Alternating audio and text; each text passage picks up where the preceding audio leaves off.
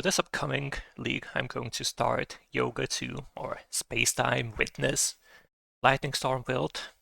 Once again, Lightning Storm, just with a different type this time. The main reason for that is that I just want something different. The old hit builds, let's say Gamma 2, are still viable. They're still very strong. Now you get a double bird's helm, which is very cool. You just have to change a bunch of stuff around. The helm is not good on Wilt because the additional hit damage does not apply for it, so we can just do more efficient things in the end game, but that's like small details, whatever. Regarding the choice of Yoga 2 or let's say Tier 3, it's just that I wanted to play Yoga. Tier 3 is completely fine. You can just equip some blessing stuff. Rosa 1 is also fine, or whatever you call her. It's just more tanky in exchange for damage, but what I would advise if you want to go Rosa is you start Yoga and then transfer the gear to Rosa once your damage is good enough. So for the Yoga 2 himself, I'm not entirely sure about the modifiers on like what exactly damage multipliers is. I think it just like kind of cycles the damage increase he gets. From my testing, the space-time speed up and space-time expansion were the best for a single target. But I think for general map clear, you would want to go space-time speed up and space-time pause, if I understand it correctly. So just swap the final talent when you do like Supreme Showdown or boss pushing or Traveler, all that good stuff. For the Lightning Storm itself, we are still using Surging Thunder plus Raging Storm. Raging Storm, still the build-defining thing that made Lightning Storm like one of the best skills, if not the best in the game. Even on Wild build, it ends up being around 10 times the damage multiplier. For the hit builds that also scale Spellburst hit damage, it becomes like 40 to 50 times damage multiplier. Just ridiculous, just insane. On top of providing the natural more multiplier from level 5 and 13% additional damage, it's just ridiculous. Insane, insane, insane.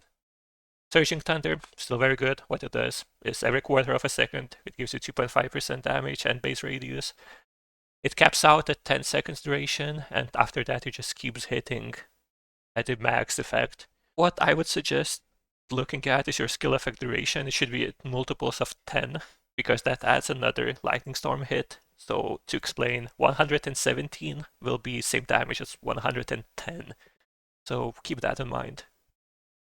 Regarding the spell burst generation, there are two main ways I would say to generate it.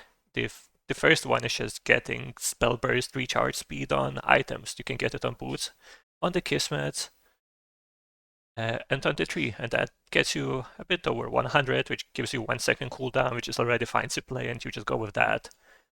Another way to scale the burst charge speed is through play safe on Magister Talent Tree. But generally it does less damage even with extremely high-end Kismet setups, and there's only one reason to use this, and it's an Eternity build. Eternity provides cooldown recovery speed through Eternal Simulacra, and cast speed through Eternal Morale, which is a perfect synergy to scale your Lightning Storms to an absurd level while mapping. But if you don't go play safe, you are missing the burst charge recovery, which means that this does not work very well. So if you are using an Eternity, go with the play safe route.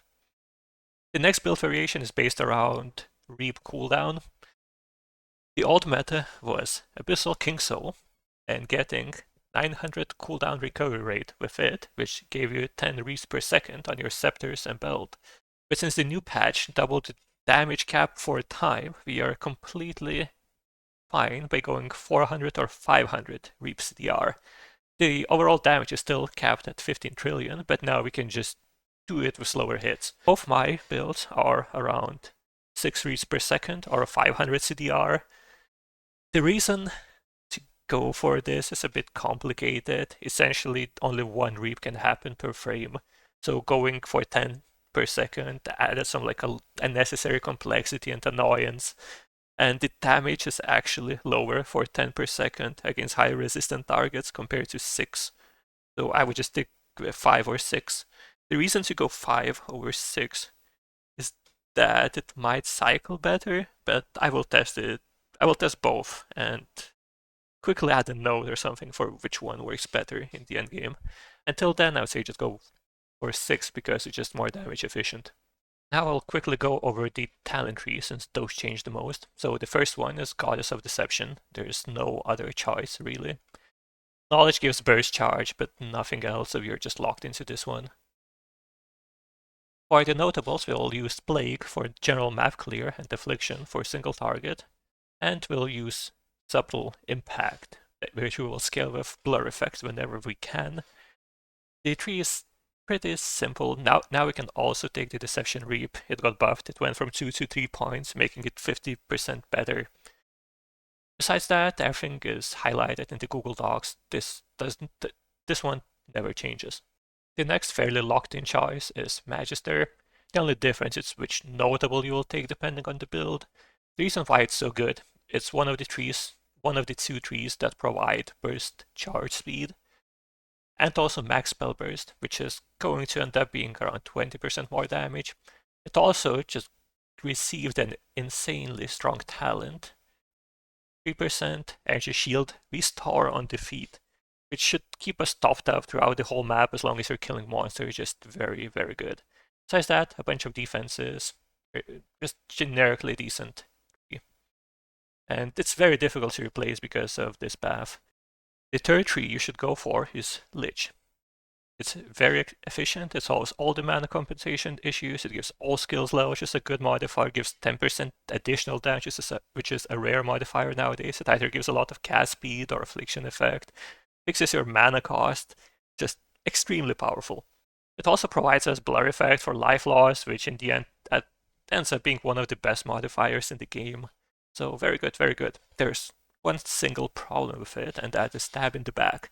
The only problem with stab in the back is the constant blur generation, and the best way to generate it is through the node in the Shadow Master, which is gains blur per 5 stacks of Wilt inflicted. Shadow Master itself is really good, a lot of strong core talents, all that good stuff. Get some Wilt duration, you get to inflict an additional Wilt somewhere, here we are, a good damage multiplier. But it gets outperformed by Warlock, damage-wise, and it also runs into an issue of inflicting Wilt. The Warlock tree is both good early game because it gives us Dirty Tricks, which guarantees all the ailments. It combos with the unique chest we use, I will cover it a bit later. And late game, once we get a blend for Dirty Tricks, we get to use Daze. This tree outperforms Shadow Master in damage, but it does not have a very good blur generation. You could take this, but it's inconsistent. My solution, at least for the later in the game, is going Warlock and getting this on the Slate. This would also probably be the first Slate mod that I would try to get. In summary, if you open the Google Doc, you will see the possible trees. You should go Deception, Warlock, Magister, and Lich if you want to be optimal.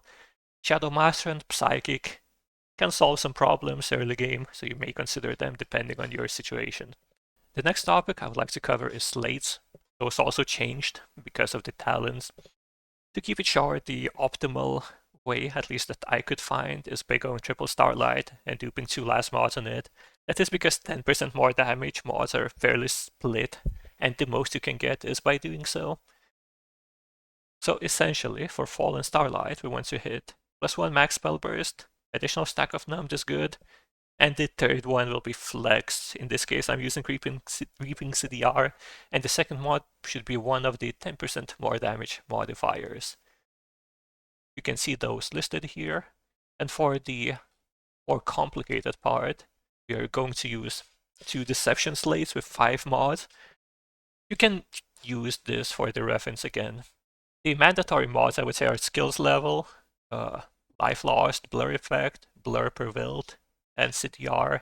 Avoid Element will give you Element Immunity. You will need 2 of these if you're using a unique belt.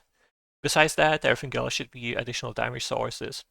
Lastly, these would be very difficult to craft. In this case, because of how talents got split up, the packs end up being like fairly good odds to slam. So these will actually be fairly reasonable to make the end game. Once again, look at the doc. For the pedigree, Delve Stab is the best mod, but there might be some issues with it that I will cover later. In general, 2 good mods, defensive or offensive, whichever you need more. It's pretty straightforward. For the skills, the only different thing is using Thundercloud instead of Thunder Spike. We do not crit, so Thunder Spike effect is not gonna have a good uptime. Thunder Cloud is way cheaper. We don't need activation medium. We get free guard support, which gives us barrier. It's pretty good. In the end game, you could consider switching to Thunder Spike, especially if you get an Eternity Belt going, because that does provide a good amount of crit rate. But it's up for testing. For the start, I would go Thunder Cloud. Once you get medium, before that, I would just use Black Hole. Shackles of Malice ends up being the best damage. Supportive skill, once again. Blink, as always, delayed pain, a defensive. You can switch it to Blurry Steps or an offensive skill early game. Horus, all the reservation is calculated. All the precise stuff is there to be a damage boost. It's very inefficient for the price. Get these as the last thing for your character.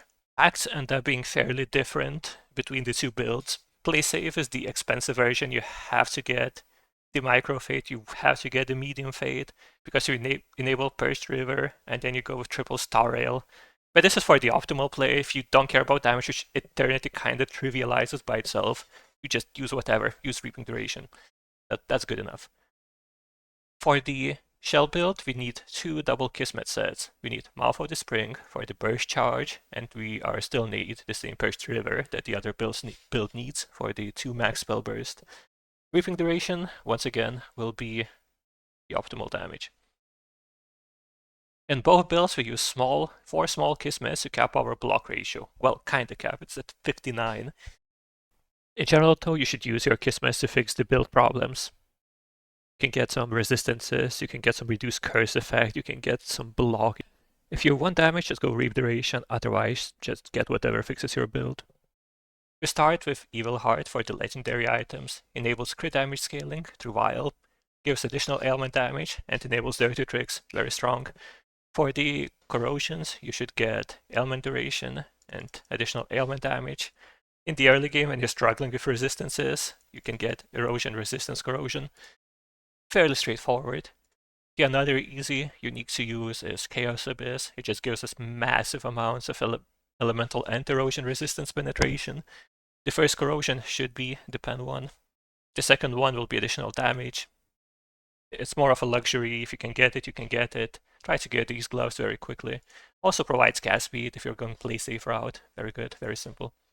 This is a third unique, usually, that Wilt builds run, but there are issues with it for our builds. So, because we are forced to take Stab in the back, it interacts very badly with Valeria's boots. Because the Blur Refresh, combined with Stab in the back, makes it so the more damage from the Stealth Stab does not seem to apply, meaning that Stab in the back ends up being fairly bad damage multiplier and it's awkward. On top of that, boots are extremely important for our build. For the both build versions, the boots enable our ailment avoidance and provide something else that completely defines the build. We get CDR breakpoints, we get spell burst charge rate in this one. For the play safe build, you get deflection charges. Very important. So in the end game, we are going with the rare boots. Valerie's is still a decent early game unique. It is pretty expensive, but much cheaper than T0 modded rare boots. So keep that in mind. Now, moving on to the weapon enchants, the new thing in this league. Technically, the highest damage multiplier would be Nighthawk, which gives a scaling 300% increased damage during the blur. The issue with it is that it has the same wording as Valerie's that causes before mentioned issues. So requires testing. I think it might be rough. The build defining enchant in this case is going to be the 20-20-21. It gives us some good stats like ailment and skill effect duration. It gives us rare stats like CDR. It just opens up a lot of flexibility on our gear and enables a lot of stuff. This is just biz. It's hard to compete with this. Another thing that changed this league is Memories got a base 10 CDR mod. It's not as important for the shell build. It's important for the play safe build. We don't know how rare it is going to be as of right now, so I would be cautious about it. Hopefully it is fine and it's not +2 trait level rarity and price. Candles are pretty much similar as you would expect. Control spell got nerfed, still 29% damage multiplier. Curse, still mandatory. Poison relief, still the best defensive node. Blessing on Trigger is about the only good way we can generate blessings without huge sacrifices. For the third mod, you can go skill effect duration or whatever you need. Once you get that money, you can figure it out. The memories are fairly simple. We use them to cap our block, a little area, and then mostly get crit damage and affliction effect. That about covers the build. The only other part that could be worth to consider before playing is how do you plan to level and transition into it, because you obviously can't start it without will damage sources. For Yoga 2 leveling, it seems like Flamejet and Frost Terra are the best. After finishing the story, you can switch into Mind Control. You probably want to stick to Mind Control until around, let's say, T8, and then start acquiring the items for Lightning Storm, and by Profound you should be able to switch into the Lightning Storm. Besides that, feel free to ask me questions in the comments or on the Discord. The docs are linked, there's some information that you might enjoy going through. Make sure to pay attention to the items. Just know that Lightning Storm is kind of like assembling Exodia. You need a lot of small parts to come together, and then you will get an insanely powerful build. It's also ramping builds that might be a bit obnoxious, especially if your damage is fairly low, you know. But you can find some videos, see how it looks, whatever. Fuck it, bye. GG.